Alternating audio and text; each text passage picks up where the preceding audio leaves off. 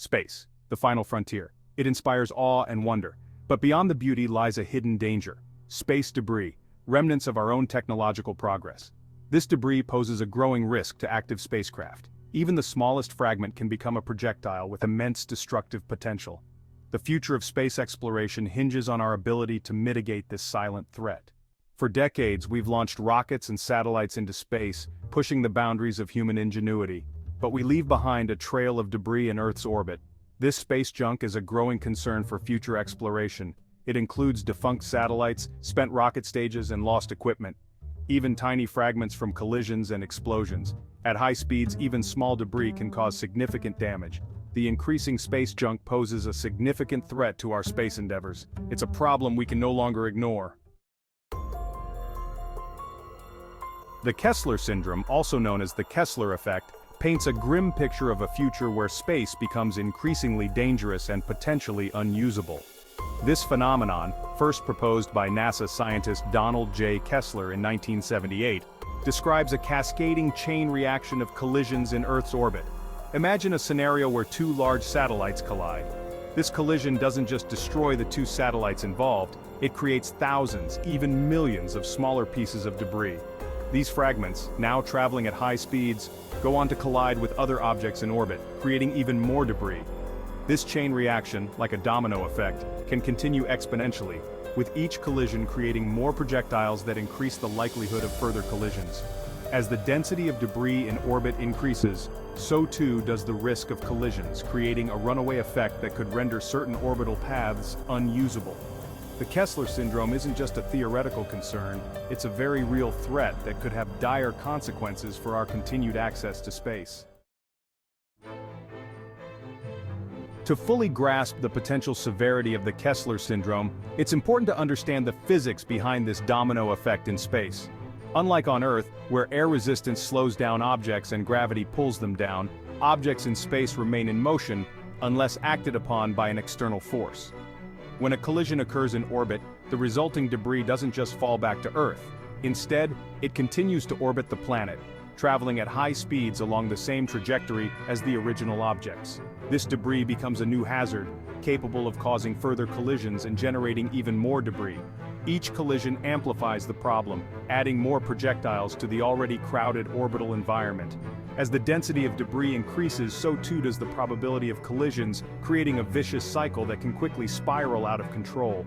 This domino effect, once set in motion, could have long-lasting consequences for our spacefaring future. Section 5. Trapped in orbit: long-term consequences. The Kessler syndrome presents a chilling scenario for the future of space exploration. If left unchecked, the cascading collisions caused by the Kessler effect could create a dense belt of debris around Earth, effectively trapping us on our own planet. This debris belt would pose an insurmountable barrier for future space missions. Launching satellites and spacecraft would become incredibly risky, if not impossible, as the likelihood of collisions with high-velocity debris increases significantly. The consequences extend beyond just space exploration. Many of our essential technologies, such as communication systems, navigation satellites, and Earth observation platforms, rely on satellites in orbit. A catastrophic chain reaction in space could cripple these systems, causing widespread disruption to our daily lives. The long-term consequences of the Kessler syndrome are far-reaching, potentially impacting our technological advancement, global communication, and even our way of life. Section 6. Real-world examples, not just science fiction. While the idea of a cascading chain reaction in space may seem like something out of a science fiction movie, there have been several real-world events that highlight the very real danger posed by space debris and the potential for the Kessler syndrome. In 2009, a defunct Russian satellite, Cosmos 2251, collided with an operational Iridium communications satellite over Siberia. This event, the first accidental collision between two intact satellites, created thousands of pieces of debris, adding to the already substantial amount of junk in orbit.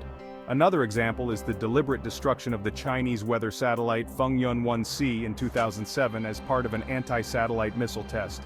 This event created over 3,000 pieces of trackable debris, further contributing to the problem of space junk. These events serve as stark reminders of the potential consequences of collisions in space and the urgent need to address the growing problem of space debris. Section 7. The increasing risk Mega-Constellations and Beyond. The risk of the Kessler syndrome is not static, it's a growing concern, exacerbated by our increasing reliance on space-based technologies and the deployment of mega-constellations of satellites. Mega-constellations, such as SpaceX's Starlink, are designed to provide global internet coverage by deploying thousands of small satellites into low Earth orbit. While these constellations offer potential benefits, they also significantly increase the number of objects in orbit, raising concerns about the long-term sustainability of space activities. The more objects we launch into space, the higher the probability of collisions, and the greater the risk of triggering the Kessler syndrome. This increased density of objects in orbit creates a more hazardous environment for all spacefaring nations, and jeopardizes the future of space exploration for everyone.